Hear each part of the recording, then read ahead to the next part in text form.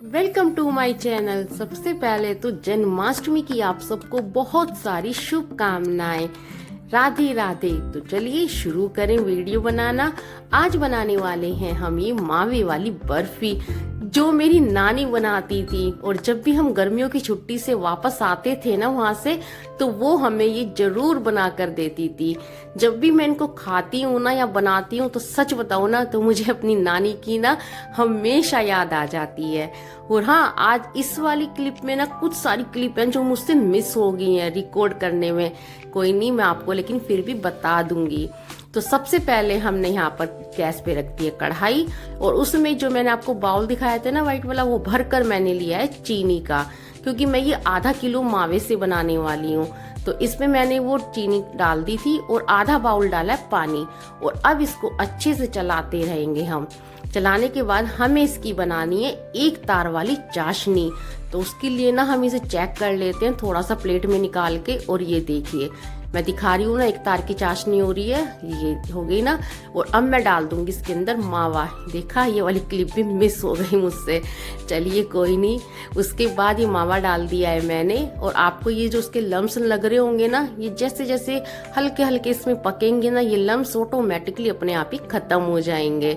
बस इसको हमें इस तरह से चमचे से चलाते जाना है और लम्स को धीरे धीरे ऐसे साइड से फोड़ते जाना है। ये देखिए, ये हो गए ना, सारे लम्स खत्म हो जाएंगे।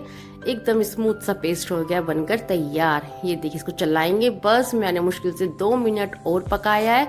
और अब मैंने वहां पर थाली कर लिया तैयार, ग्रीस करके रख ली है मैंने घी लगाकर, क्योंकि थाली के अंदर जमाने वाले हैं हम ये बर्फी। वैसे तो ये मुझे लगता है शायद मेरठ स्टाइल वाली बर्फी है। जी हाँ, मैं तो इनको मेरठ स्टाइल वाली बर्फी ही बोलती हूँ। और जब मैं अपनी फ्रेंड्स को यहाँ दे के आती हूँ ना, तो वो तुरंत पहचान लेती है, अच्छा मैंने ही बनाई है ना ये। तो ये बर्फी तो मेरी नानी की रेसिपी की है, तो मैंने उन्हीं से सीखी है। मेरी मम्मी भी ऐसी बनाती हैं और अब मैं भी ऐसे ही बनाती हूँ। तो ये मैंने प्लेट के अंदर ना पूरा अपना पेस्ट निकाल लिया था और 10 मिनट के लिए जमने के लिए छोड़ दिया था। उसके ऊपर मैंने थोड़ा सा कद्दूकस किया हुआ कोकोनट भी डाल दिया था। ये देखिए, और अब मैं इनको निकाल लेती हूँ प्लेट्स के अंदर।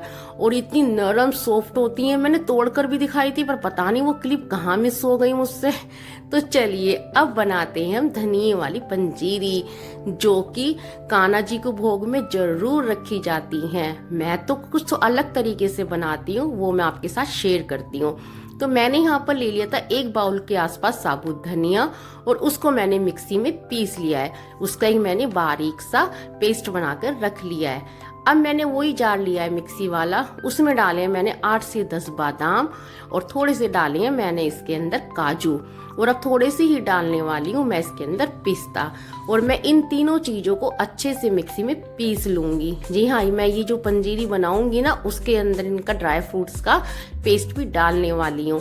इससे अलग फ्लेवर आता है थोड़ा सा। ये देखिए, मैंने इनको पीस लिया है, और काफी फाइन भी नहीं पीसना है हमें, हल्का सा दरदरा सा रखना है हमें। ठीक है, अब चलते हैं कढ़ाई की तरफ। और यहाँ पर मैंने गैस पे रख दी है कढ़ाई, और उसमें डाल दिया है मैंने 2 चम्मच के आसपास घी। क्योंकि जो हम ये धनिया वाली पंजीरी बनाते हैं ना, इसमें कुछ ड्राई फ्रूट साबुत भी डलते हैं, लेकिन हम उनको ऐसे नहीं डाल सकते, हल्का सा हमें उन्हें फ्राई करना ही होता है, उसके बाद ही डालते हैं। तो मैंने यहाँ पर ले लिए थोड़े से काजू, और इसी में डाल दूंगी मैं थोड़े से बादाम। एक साथ ही मैं इन दोनों को फ्राई कर लूंगी, मैं अलग अलग फ्राई नहीं करूंगी। ठीक है, अब देखिए मैं इनको ना घी के अंदर फ्राई कर लेती हूँ। अच्छे से फ्राई हो गए हैं ये, मुश्किल से 1 मिनट भी नहीं लगा। और अब मैं इनको निकाल लेती हूँ, और इस कढ़ाई में ही डाल दूंगी मैं थोड़े से मगज के बीज। ये 1 से 1.5 चम्मच के आसपास थी मगज के बीज। इनको भी मैं फ्राई कर लेती हूँ अच्छे से। बहुत जल्दी फ्राई हो जाते हैं ये तो, क्योंकि घी पहले से ही गर्म था, डालते ही तुरंत बहुत जल्दी फ्राई हो गए थे। और इसी घी में डाल दूंगी अब मैं ये पिसा हुआ धनिया पाउडर। और गैस मेरी सिम थी यहाँ पर, लेकिन आपको लग रहा हो काफी तेज है, लेकिन गैस सिम थी।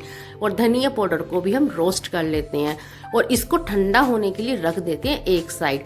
तब तक हम क्या करेंगे, तब तक हम थोड़े से जो हमने ये बादाम रोस्ट किए थे ना, इनको बीच से ऐसे कट करेंगे। ये देखिए, काजू भी और बादाम भी। जब तक हमारा धनिया वाला पेस्ट तैयार हो रहा है, तब तक हम बनाते हैं कान्हा जी की भोग के लिए चन्ना व्रत, क्योंकि वो भी तो बनाना बहुत जरूरी है ना। तो उसके लिए मैंने लिया था यहाँ पर 1 गिलास से थोड़ा सा कम गाय का दूध और उसमें डाला है मैंने आधा बाउल के आसपास दही। दही आपकी खट्टी नहीं होनी चाहिए और हाँ रखी हुई भी नहीं होनी चाहिए, मतलब फ्रेश होनी चाहिए। पैकेट भी लेके आ रहे हो आप तो फ्रेश, क्योंकि भोग के लिए तो आपको पता है ना फ्रेश ही लगेगा। थोड़ी सी डाला है मैंने इसके अंदर शहद, थोड़ा से डाल दिए थे मैंने इसके अंदर ड्राई फ्रूट जैसे कि किशमिश, बादाम और काजू जो कि मैंने काट लिए थे। और अब मैंने डाली 2 चम्मच के आसपास इसमें बूरा और इन सब चीज़ों को अच्छे से कर लेते हैं मिक्स। और अब डालेंगे हम अपने चनावत में मखाने, क्योंकि मखानों के बिना भी अधूरे। और ये डाल रही हूँ मैं थोड़ा सा गंगा जल, आपके पास है तो ठीक है, नहीं है तो कोई बात नहीं। और अब डाल देंगे तुलसी जी के पत्ते, क्योंकि पत्ते थोड़े बड़े थे ना इसलिए मैंने तोड़ के डाले हैं इसके अंदर। बस इनको कर देते हैं मिक्स। तो ये चनावत बनकर हो गया भोग के लिए तैयार। अब देखिए हमारे धनिये का क्या हाल है, देखिए धनिया भी एकदम से बिल्कुल अच्छे से ठंडा हो गया है। और अब इसके अंदर हम डाल देंगे 2 से 2.5 चम्मच के आसपास जो हमने काजू बादाम का पेस्ट बनाया था ना, वो फाइन पाउडर बनाया था ना, वो डालेंगे। और 1 चम्मच के आसपास मैंने डाला इसके अंदर कोकोनट पाउडर, इससे भी फ्लेवर बहुत ही अच्छा आता है।